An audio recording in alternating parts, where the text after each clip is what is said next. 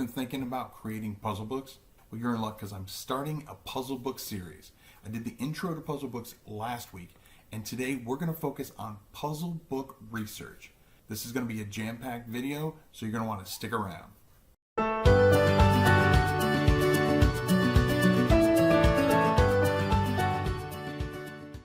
Hey Write Writers, Keith Wheeler here, and if you want to continue to get all the hints, tips, and tricks on how to make self-publishing easier, then be sure to subscribe to the channel, smash the little bell icon so you get alerted each and every time I put out a new video.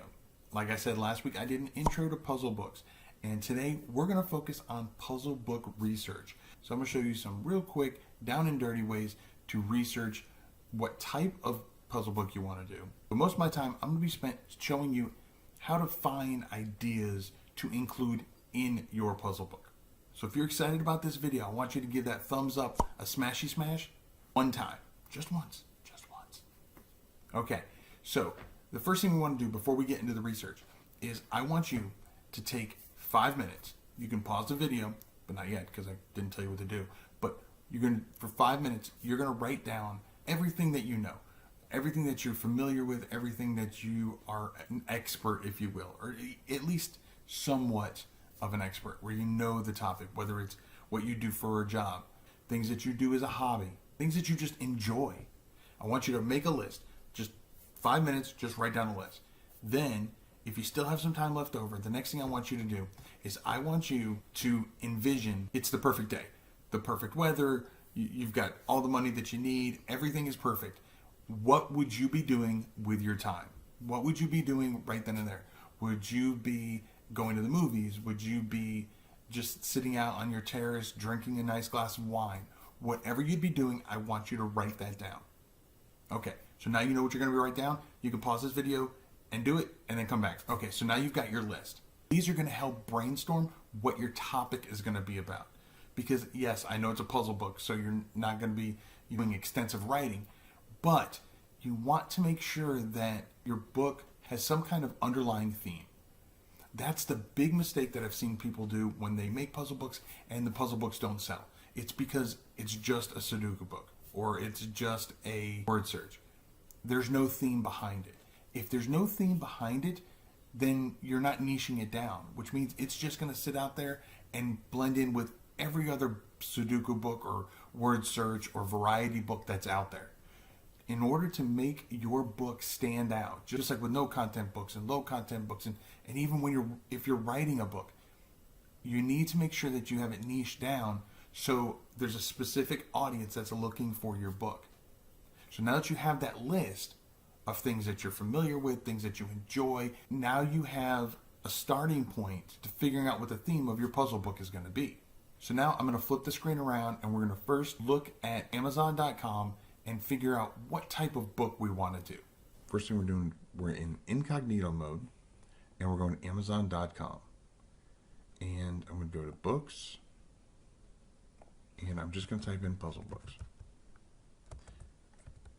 And let's see what pops up. Now, again, we want to see what kind of puzzle books people might be interested in. We want to look at the competitors, and we want to look at the sales ranks so we know, one, that it's not super competitive, and two, that there's demand for that type of book. So right here we got just puzzle books, and it just pops up for adults, for adult word games. Let's try that one. Because there's different types of word games that you can do, word puzzles. You can do word searches, you can do word matches, you can do word scrambles. So this one's sponsored, so I'm not really going to pay attention to that. All right, this is spiral bound, so I'm not going to pay attention to those. Okay, this is a good one. This is actually doing really well. It's an activity book for adults. Let's see what else we got here. This one's a variety puzzle. As you can see, word searches, like an entire book just with word searches. I mean, 4,800 rank is still really, really good. Basically, what we're seeing is both variety books as well as word search books by themselves are doing really well. Here's another, looks like it's another variety book. So I think we're going to look into possibly doing variety books. Okay, so you've done your research to figure out what type of book you're going to do. Whether you're going to do a variety book or maybe you're going to do a puzzle book with just one type of puzzle. There's really no right or wrong answer. It's just a matter of what you feel more comfortable with and based on the research that you've done. Now, if you've decided that your book is going to in any way, shape, or form have any kind of puzzles that include words, so maybe a word search, word match, any of those kind of things, then what we're going to have to do is come up with lists that we're going to use to generate those puzzles.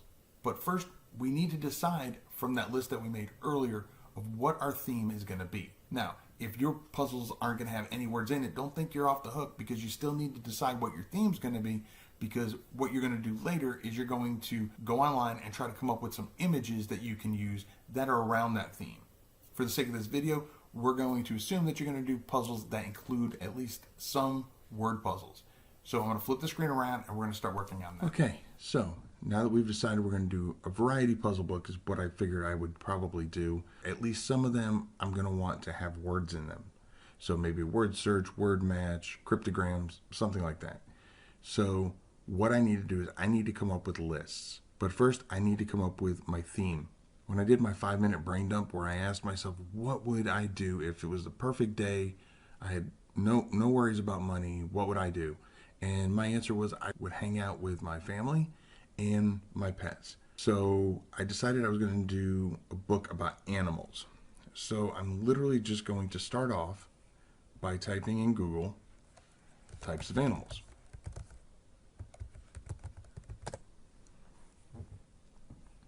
Okay, 6 basic animal groups. Okay, so here are your 6 basic animal groups, and chances are many of you probably already knew these groups.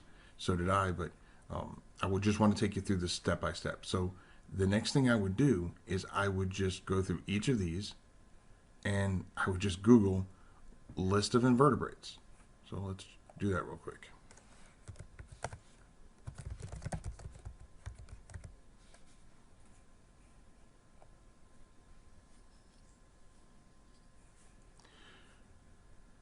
Okay, 31 types of invertebrates. Okay, I can make a puzzle and it's called invertebrates, and it will include these words. So that's my list. Okay, so that's one puzzle right there. And then I would just go through and I would do the same thing for vertebrates.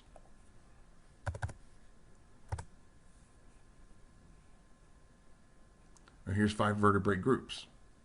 Okay, so then I can do an entire puzzle on reptiles, birds, mammals, fish, and amphibians.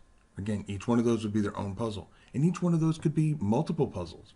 You know, I could do, for example, under mammals, I can do mammals that live in the water, mammals that live on land, bipedal mammals, reptiles with shells, freshwater fish, saltwater fish.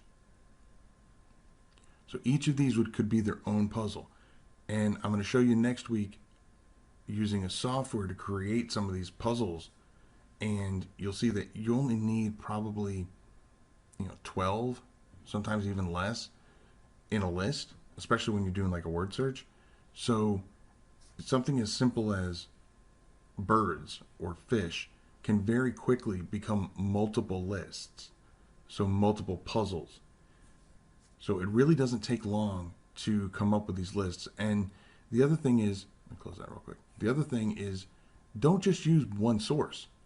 Just go backwards, and that was Britannica. So I can go to this one right here. Let's just do this one, and you'll find lists here. Example, there you go. These are different mammals. These are different birds. So you could do an entire list just about hummingbirds. Find different words that have to do with hummingbirds, and that's a list. Different types of owls. And it doesn't have to be that specific. If you're doing penguins, it could be that penguin list could have to do with the different types of penguins, or it could just be penguins in the Arctic and just things that have to do with the Arctic. And so it doesn't have to be a direct correlation with your theme, but as long as it's related in some way, shape, or form. And honestly, when it comes to making your puzzle books, making the lists is going to be probably the most time consuming part. So just set aside time, make sure that you're making good quality lists, Make sure that you don't copy directly, plagiarize from anybody's websites or anything. But if you're just coming up with lists of names and stuff like that, you can't copyright the word alligator. Then the next thing you want to do is you want to come up with some images. And I talked about this earlier, but I usually, if I feel like getting free images, I go to Pixabay. And we're just going to type in animals. And I actually want to filter on vector images. And I'll probably just pick some animals, some random images, elephant, a zebra, a turtle, whatever, and put them throughout in the background of my book. And the great thing is you don't have to do it in color. Like they may be in color here, but you can just do them in black and white. Like if you're doing a puzzle on butterflies, have this one right here as kind of the background in the top right hand corner or something like that, or maybe a couple of them all over the page. We can do, see if we can get some animal borders.